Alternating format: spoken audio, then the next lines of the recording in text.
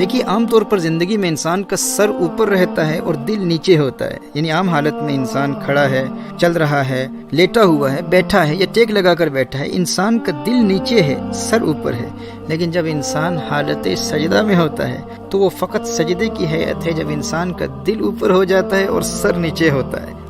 دیکھیے انسان کے جسم کے اشرف اعضاء کا تعلق انسان کے سر سے ہوتا ہے۔ انسان دماغ سے سوچتا ہے تو دماغ کا تعلق بھی سر سے ہے، زبان سے بولتا ہے تو زبان کا تعلق بھی سر سے، آنکھوں سے دیکھتا ہے آنکھوں کا تعلق بھی سر سے، ناک سے سونگھتا ہے ناک کا تعلق بھی سر سے، کانوں سے سنتا ہے تو کانوں کا تعلق بھی سر سے ہے، زبان سے چکھتا ہے زبان کا تعلق بھی سر سے ہے۔ جب انسان اپنے سر کے ساتھ ان تمام کو اللہ جل وعلا کی بارگاہ میں حالت سجدہ میں جھکا دیتا ہے تو اس وقت اللہ جل وعلا انسان کے دل کو بلندی عطا فرماتا ہے،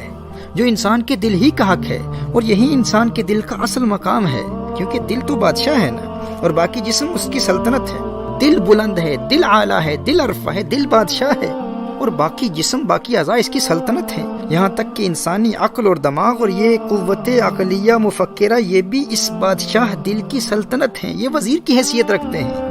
جب حضرت انسان اپنی عقل سے اللہ جل وعلا کو سمجھ نہیں پاتا، اپنی آنکھوں سے اللہ جل وعلا کو دیکھ نہیں پاتا، اپنے کانوں سے اللہ کو سن نہیں پاتا، ناک سے سونگھ نہیں پاتا، زبان سے چکھ نہیں پاتا، اور بالآخر تھک ہار کر ان تمام اعضاء کو اس کے در پر جھکا کر یہ اعتراف کر رہا ہوتا ہے کہ مولا مجھے اپنی عقل و شعور اور اپنے علم و ادراک پر بہت ناز تھا، لیکن سب کچھ تیری بارگاہ میں گرا کر آج اپنی کمزوری کا اعتراف کرتا ہوں۔ تو اس وقت اللہ جل وعلا حضرت دل کو بلندی عطا فرماتے ہیں اور دل کو اس کے اصل مقام پر لا کر یہ پیغام دیتا ہے کہ سر کی آنکھوں سے تو مجھے دیکھ نہیں سکتا، سر کے دماغ سے تو مجھے سمجھ نہیں سکتا، سر کے کانوں سے تو مجھے سن نہیں سکتا، لیکن اے میرے بندے آج جب تو نے اسی سر کو میرے در پر جھکا دیا ہے تو اپنے دل کی بلندی کو دیکھ کر اس راز کو سمجھ لے کہ تو مجھے اپنے ماتھے کی آنکھوں سے نہیں دیکھ سکتا لیکن دل کی آنکھوں سے دیکھ سکتا ہے، سر کے کانوں سے تو مجھے سن نہیں سکتا لیکن دل کے کانوں سے تو میرے کلام کو محسوس کر سکتا ہے، شرط یہ ہے کہ تیرا دل بلند رہے۔ دیکھیے سجدے کی یہ حیت ایک سمبولک ایکسپریشن ہے، یعنی یہ دل کی بلندی کی ایک تمثیلی علامت ہے، کیونکہ ہمارے سینے کی بائیں جانب جو ایک صنوبری شکل کا ایک گوشت کا ٹکڑا جو جسم میں خون سرکولیٹ کرتا ہے، خون پمپ کرتا ہے، ہر چند کہ وہ حقیقی دل نہیں ہے۔ حقیقی دل تو ایک روحانی ربانی لطیفہ ہے، لیکن اس قلب حقیقی کا جسمانی قلب سے بڑا گہرا تعلق ہوتا ہے۔ محترم اس پر غور کیجیے گا، سجدے کی حالت میں اللہ جل وعلا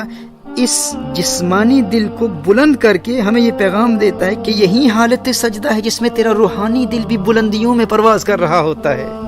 حضرت حسن بصری رحمہ اللہ کے نزدیک نماز مومن کی معراج ہے، اور محترم احبہ یاد رکھیے کہ حالت سجدہ میں انسان کے روحانی دل کی معراج ہوتی ہے۔ اگر آپ اللہ جل وعلا کے قرب کی لذت کو محسوس کرنا چاہتے ہیں تو سجدوں کو طویل کر کے محسوس کیا جا سکتا ہے، کیونکہ حالت سجدہ میں جہاں انسان کا یہ جسمانی دل بلند ہوتا ہے، اسی طرح انسان کے روحانی دل کو بھی اللہ جل وعلا بلندی عطا فرماتا ہے، اور جب انسان کا روحانی دل بلند ہوتا ہے، روحانی دل غالب ہوتا ہے اور انسان کا سر مغلوب ہوتا ہے اور اپنا سر اللہ کی بارگاہ میں جھکاتا ہے، سجدے کی حالت میں ہوتا ہے اور انسان اپنے دل کی بلندی کی روحانیت کو محسوس کر رہا ہوتا ہے، اس وقت اللہ جل وعلا انسان کے دل میں حقیقی سجدے کی لذت پیدا کر دیتا ہے، انسان اس لذت کو محسوس کر رہا ہوتا ہے۔ اس وقت جب انسان اپنے خانہ دل کو دنیا کی خواہشات اور دنیا کی لذات سے پاک کر کے فقط اللہ جل وعلا کے قرب کی لذت کو محسوس کرتا ہے، پھر اللہ جل وعلا اسے روحانی قوت عطا فرماتا ہے۔ حضرت عبداللہ ابن عمر رضی اللہ تعالیٰ عنہ روایت فرماتے ہیں، نبی کریم صلی اللہ علیہ وآلہ وسلم نے ارشاد فرمایا، اللہ جل وعلا اہل ایمان کے دلوں میں ہے۔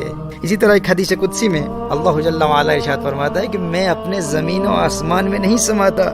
بلکہ اپنے بندائے مومن کے دل میں سماتا ہوں۔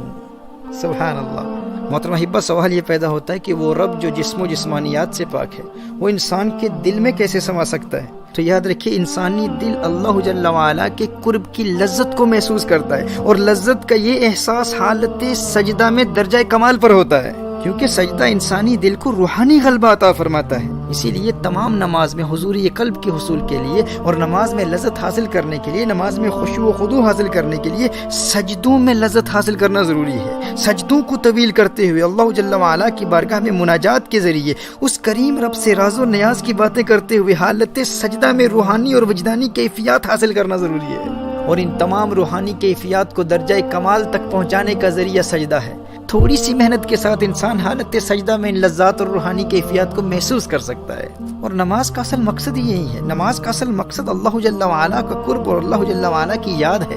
قرآن کریم میں اللہ جل وعلا نے ارشاد فرمایا وَأَقِمِ الصَّلَاةَ لِذِكْرِي، نماز قائم کرو میری یاد کے لیے۔ اب اگر تمام نماز میں انسان اپنے رب کی یاد کی لذت کو محسوس ہی نہ کرے تو محترم احبہ فرض تو ادا ہو جائے گا لیکن حقیقی مقصد حاصل نہیں ہوگا۔ سنن النسائی کی حدیث ہے، میرے آقا صلی اللہ علیہ وآلہ وسلم نے ارشاد فرمایا بہت سے کھڑے ہونے والے ایسے ہیں کہ انہیں تھکاوٹ و مشقت کے سوا نماز میں کچھ حاصل نہیں ہوتا، کیونکہ وہ نماز میں اللہ جل وعلا کے قرب کی لذت کو محسوس کرنے کی کوشش ہی نہیں کرتے۔